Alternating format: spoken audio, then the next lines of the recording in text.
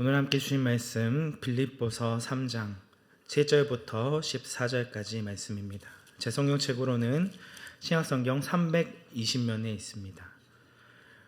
신약성경 320면 빌립보서 3장 7절부터 14절까지 말씀 한 절씩 교독하겠습니다. 그러나 무엇이든지 내게 유익하던 것을 내가 그리스도를 위하여 다 해로 여길 뿐더러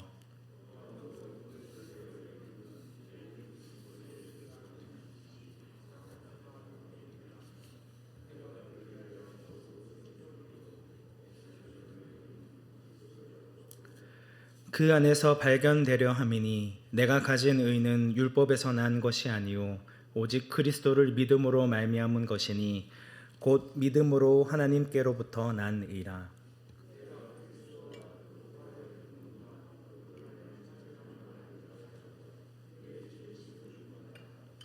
어떻게 해서든지 죽은 자 가운데서 부활에 이르려 하노니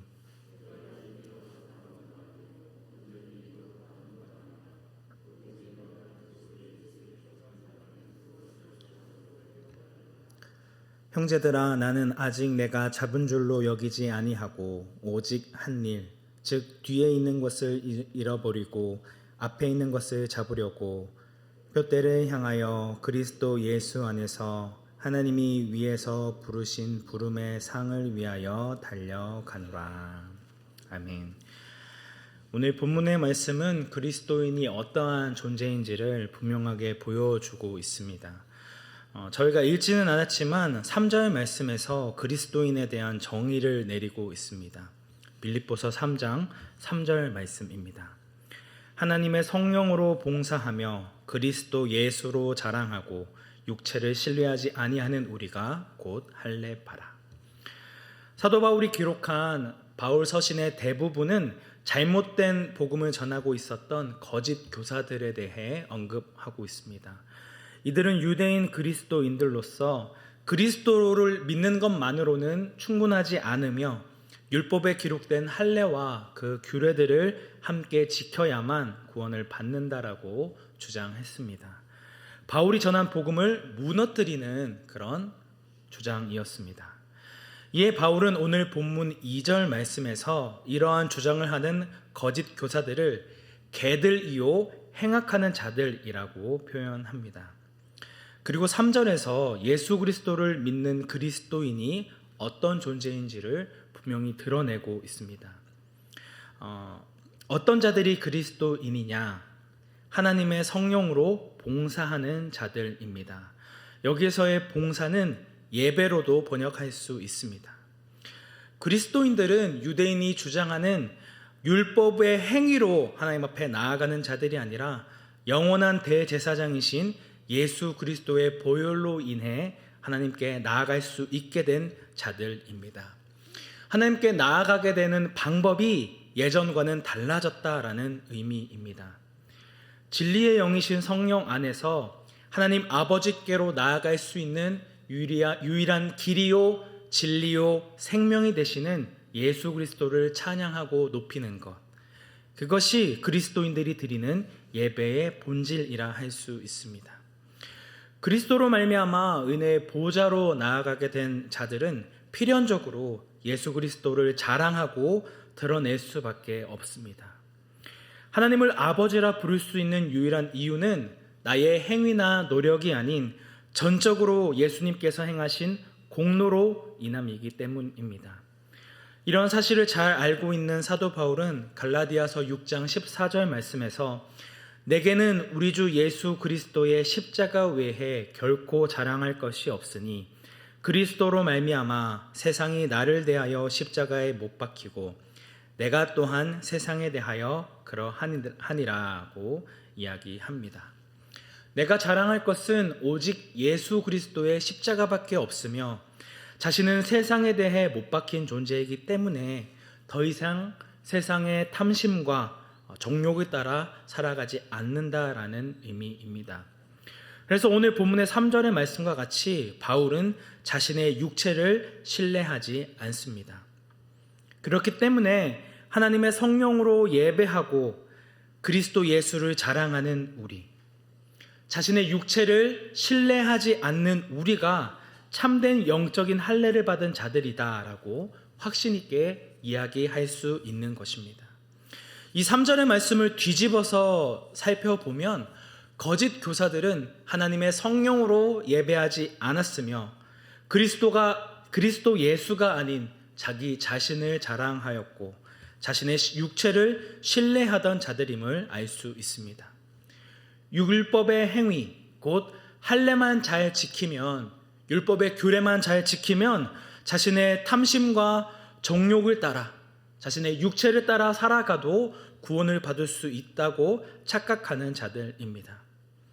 거짓 교사들은 자신들이 히브리인이며 유대인이라는 사실을 중요하게 내세우면서 자신의 혈통과 율법의 행위들을 자랑했습니다. 왜곡된 선민의식을 가지고 의시되고 있었던 것이죠. 하지만 바울 역시 이러한 조건에서는 전혀 꿀릴 것이 없다는 것을 5절과 6절 말씀에서 강조하고 있습니다. 사도 바울 역시 한때는 자신의 육체를 신뢰하던 사람들 중에 한 사람이었습니다. 율법 교사로 모든 백성의 존경을 받았던 가말리엘의 제자로서 누구보다 더 똑똑하고 뛰어난 능력을 가진 율법 학자였습니다. 6절 말씀에서 스스로 율법의 의로는 흠이 없는 자라고 자신 있게 이야기하고 이러한 자부심이 있었기 때문에 자신이 이단이라 정죄했던 교회와 그리스도인들을 박해하는데 가장 앞장섰던 율법의 열심이 대단했던 사람이었습니다. 그러나 그리스도인들을 핍박하기 위해 향했던 다메섹 도상에서 예수님을 만난 이후 사도 바울의 인생은 180도 바뀌게 되었습니다. 사도 바울은 7절부터 9절까지의 말씀에서 과거 자신의 모습과 현재 자신의 모습을 비교하여 대조함으로 그리스도인의 삶이 어떤 것인지를 다시 한번 분명하게 보여주고 있습니다. 우리 7절부터 9절까지 말씀 조금 길긴 하지만 우리 함께 한 목소리로 합독하도록 하겠습니다. 그러나 무엇이든지 내게 유익하던 것을 내가 그리스도를 위하여 다 해로 여길 뿐더러 또한 모든 것을 해로 여김은 내 주 그리스도 예수를 아는 지식이 가장 고상하기 때문이라. 내가 그를 위하여 모든 것을 잃어버리고 배설물로 여김은 그리스도를 얻고 그 안에서 발견되려 함이니 내가 가진 의는 율법에서 난 것이 아니요 오직 그리스도를 믿음으로 말미암은 것이니 곧 믿음으로 하나님께로부터 난 의라. 사도 바울은 예수 그리스도를 만나기 전까지는 자기 만족을 위해 살았습니다. 그리스도인들을 핍박하고 박해하는 것이 율법에 합당한 일이며 또 율법 학자로서 자신의 명성을 더욱 높여줄 것이라 믿었고 누구보다 이 일에 앞장섰던 핍박자요 박해자였습니다. 하지만 예전에 자신이 유익하다라고 생각했던 모든 것을 이제는 다 해로 여기고 심지어 배설물로 여긴다고까지 이야기합니다. 영적인 시각과 세계관이 완전히 달라지게 되는 것입니다. 앞서 말씀드렸다시피 바울은 스스로 의로운 자라고 착각하면서 자신에게는 아무런 문제가 없다라고 자부하며 살았습니다. 하지만 예수 그리스도를 만난 이후 자신이 자랑하던 모든 것이 쓰레기에 불과하다는 것을 깨닫게 됩니다. 하나님 앞에 자신이 얼마나 큰 죄인인지를 깨닫고 자신의 죄된 모습에 절망하게 됩니다. 전에는 그토록 자랑스러워하고 남들 앞에 자랑하고 뽐냈던 모든 것이 이제는 너무나도 부끄러운 일이고 숨기고 싶은 일이 됩니다. 이처럼 그리스도인이 된다라고 하는 것은 자신의 존재의 중심이자 인격의 중심이라 할 수 있는 마음이 변화되는 것에서부터 시작됩니다. 고린도서 5장 17절 말씀에서는 이러한 마음의 변화를 이렇게 이야기합니다. 그런즉 누구든지 그리스도 안에 있으면 새로운 피조물이라. 이전 것은 지나갔으니 보라 새 것이 되었노라. 말 그대로 마음에 있었던 모든 것이 바뀌게 되어집니다. 그는 완전히 새로운 시각으로 자기 자신을 바라보게 됩니다. 그래서 자신을 죄인 중에 괴수라고 이야기하며 로마서 7장 24절 말씀에서는 자신의 죄된 모습을 괴로워하며 오호라 나는 공고한 사람이로다. 이 사망의 몸에서 누가 나를 건져내랴 하며 부르짖었습니다. 이것이야말로 완전한 변화 아닙니까? 그리스도인이라면 누구나 이러한 변화를 경험하게 됩니다. 자신의 신앙의 연수가 더해지면 더해질수록 성숙한 그리스도인으로 성장하면 성장하게 될수록 자신의 마음 안에 있는 타락한 죄의 본성과 부패함을 철저하게 깨닫게 되어지고 더욱 겸손하게 주님의 은혜와 긍휼을 부르짖는 자가 됩니다. 또한 자신이 죄인임을 알기 때문에 자신 옆에 있는 동료, 동일하게 죄를 짓는 사람들 역시 긍휼하게 여기게 되어지고 그를 품고 용서하는 자가 되어 갑니다. 나만 알고 나만 바라보던 이기적인 사람에서 다른 사람을 사랑으로 섬기고 품어주는 이타적인 사람으로 변하게 되어진다는 것이죠. 하나님을 바라보는 시각도 바뀌게 되어집니다. 예수 그리스도를 아는 지식으로 인해 기존의 자신이 가지고 있었던 하나님에 대한 생각이 얼마나 편협하고 자기중심적인지를 깨닫게 되어집니다. 나의 소원을 이루어주기 위한 도구에 불과했던 하나님을 진정으로 사랑하고 그분과 깊이 교제하는 것을 기뻐하게 됩니다. 그래서 더 이상 자기의 의와 공로를 내세워 하나님 앞에 나아가는 것이 아니라 하나님의 선물을 바라는 것이 아니라 은혜의 보좌 앞에 엎드려 주님의 은혜가 아니면 단 하루도 살 수 없는 자임을 고백하며 은혜의 빚진 자로 그 은혜에 항상 감사하며 살아가는 자가 된다는 것입니다. 예수 그리스도를 믿음으로 율법으로는 이룰 수 없었던 의, 하나님께로부터 난 의를 소유하게 되었음을 알게 된 바울은 지금껏 자신이 유익하다 여겼던 모든 것을 다 잃어버리고 모든 것을 다 포기해서라도 예수 그리스도를 아는 지식을 소유하길 간절히 소망하게 됩니다. 그리스도 예수를 아는 지식이 세상 그 무엇보다 더 귀하고 고상하며 의미 있기 때문입니다. 내가 이 땅에서 수많은 돈과 명예를 얻은다 한들 예수 그리스도를 알지 못하고 그분과 함께 동행하지 못한다면, 죽음에서 다시 사신 예수 그리스도의 부활하심의 권능으로 다시 부활하게 될 것을 꿈꾸지 못한다면 내가 이 땅에서 누리는 모든 부귀영화가 무슨 의미가 있겠습니까? 그러하기에 사도 바울은 그 부활을 소망하며 그리스도의 고난에 참여하기를 원하며 그리스도의 죽으심을 본받아 살아가기를 원합니다. 그리스도께서 우리를 위하여 자신의 모든 것을 아낌없이 내어주심 같이 우리 역시 내 자신의 타락한 자기중심성과 나의 자아, 나의 욕심을 내어 던져야 한다는 것입니다. 나의 욕심, 내가 유익하게 생각했던 모든 것, 내가 추구하고 바라고 소원했던 모든 것을 내어놓고 포기하고서라도 주님께로 나아가고자 하는 자기 부인의 삶이 있어야 한다라고 하는 것입니다. 예수님께서는 제자들에게 거듭 누구든지 나를 따라오려거든 자기를 부인하고 자기 십자가를 지고 나를 따를 것이니라고 말씀하셨습니다. 주님을 따르기 위해서는 필연적으로 나의 정욕과 나의 탐심을 내려놓는 자기 부인이 뒤따라야 한다는 것입니다. 이전까지는 유익하다 생각했던 모든 것을, 자신을 풍요롭게 하고 행복하게 해줄 거라 믿었던 모든 것을 포기하고서라도 예수 그리스도를 붙드는 일이 나의 인생의 최우선 순위가 되어지고 있는지, 내가 그것을 붙드는 것이 나의 생명을 살리는 유일한 길임을 알고 있느냐는 것입니다. 이 사실을 알고 있었던 사도 바울은 12절부터 14절까지의 말씀에서 그 부활의 생명을 얻기 위해 그리스도 예수께 잡힌 바 된 것을 잡으러 달려간다라는 표현을 하고 있습니다. 그가 지금 구원의 확신이 없어서 부활할 것에 대한 믿음이 없어서 이런 표현을 하고 있는 것일까요? 그렇지 않습니다.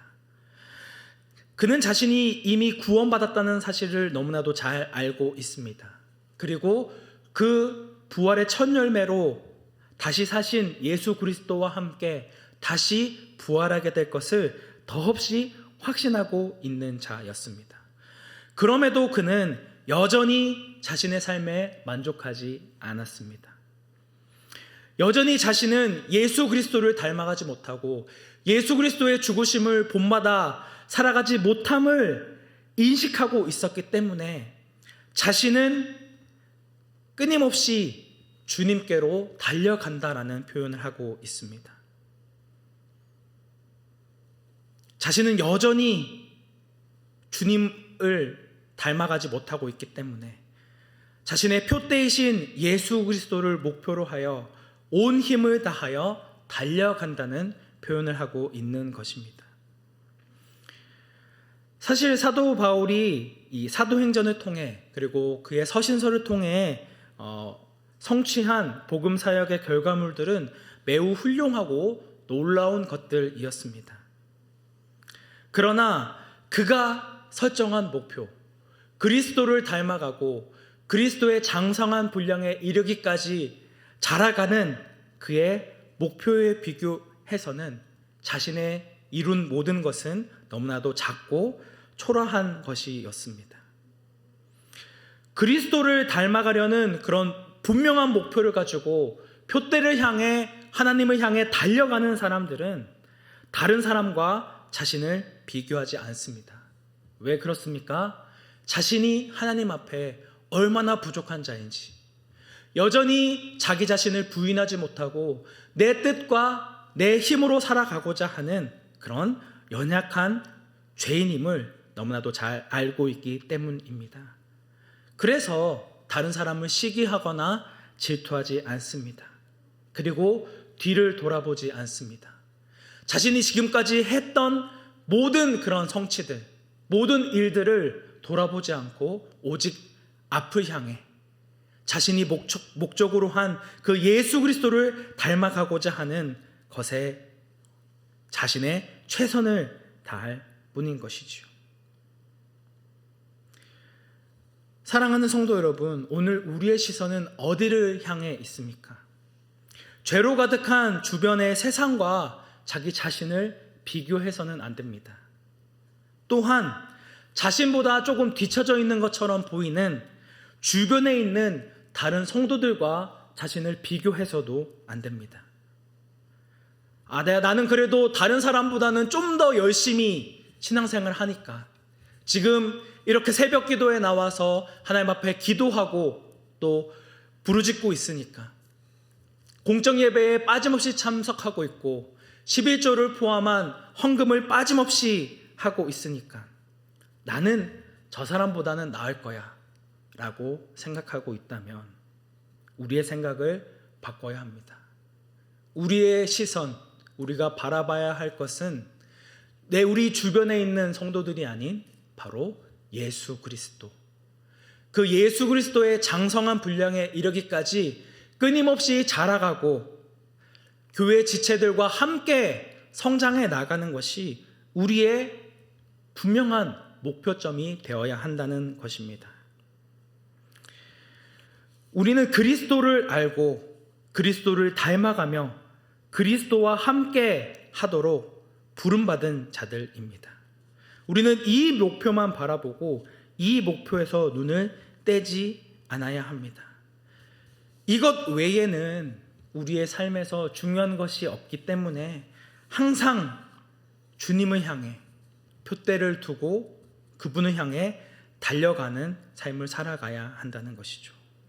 사랑하는 성도 여러분, 다시 한번 묻습니다.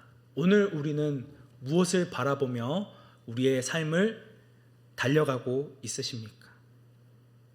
예수 그리스도를 알아가기를, 그리스도를 아는 지식이 가장 고상함을 알고 우리의 모든 것을 내려놓고서라도 그것을 가지기를 원하고 바라고 계십니까? 예수 그리스도를 알아가는 것이, 그리고 그분 안에서 끊임없이 성장하는 것이 우리의 삶의 유일한 목표이자 우리의 최우선 순위의 삶을 살아가고 있으신지요? 지난주에 담임 목사님께서 말씀하셨듯이 하나님의 아들을 믿는 것과 아는 일에 하나가 되어 온전한 사람을 이루어 그리스도의 장성한 분량이 충만한 데까지 자라가고 성장하며 함께 그 믿음의 길을 걸어 나가기를 소망하시는 온사랑교회 성도님들이 되시기를 주님의 이름으로 축복합니다. 함께 기도하겠습니다. 은혜가 충만하신 하나님 아버지, 오늘 우리는 어떠한 삶을 바라보며 어떠한 사람이 되기 위해 우리의 삶을 내달리고 있는지 다시금 우리의 모습을 점검하며 돌아보기 원합니다. 우리 주변에 있는 사람들과 내 자신을 비교하고 그래도 나는 다른 사람보다 이 정도는 한다라고 생각했던 교만한 마음을 내려놓고 다시금 사도 바울이 표대이신 예수 그리스도를 향해 전력을 다하여 달려갔듯이 우리 역시 끊임없이 그리스도를 닮아가고 끊임없이 그리스도의 장성한 분량에 이르기까지 성장하고 또 성장하는, 그것을 간절히 바라보며 나아가는 자들이 되어지기 원합니다. 날마다 주님을 더 알아가기 원하는 저희들 되게 하여 주시고 온전히 하나님의 은혜에 빚진 자로 더 주님 앞에 겸손한 마음으로 주님 앞에 나아가는 귀한 온사랑교회 성도님들 되어질 수 있도록 함께하여 주시고 인도하여 주옵소서. 우리의 유일한 구원자 되시는 예수 그리스도의 이름으로 기도드립니다. 아멘.